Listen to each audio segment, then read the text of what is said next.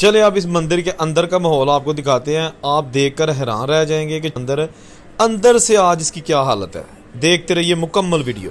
अस्सलाम वालेकुम दोस्तों, मैं इस वक्त मौजूद हूँ पिंड वीरम जो कि ज़िला नारवाल का हिस्सा है और दरबार साहब करतारपुर रेलवे स्टेशन के साथ है। यहाँ पर एक तरीखी मंदिर, पुराना मंदिर, इसकी वीडियो मैं अंदर से आपको दिखाता हूँ बाहर से, और आपको यकीनन पता चल जाएगा ये मंदिर कौन सा है।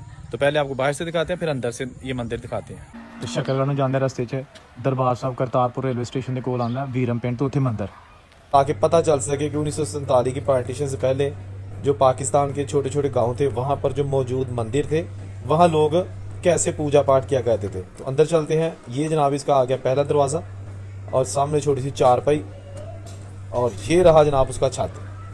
ओए ओए ओए, खस्ता हाली का शिकार मंदिर, ज़िला नारवाल का गांव वीरम।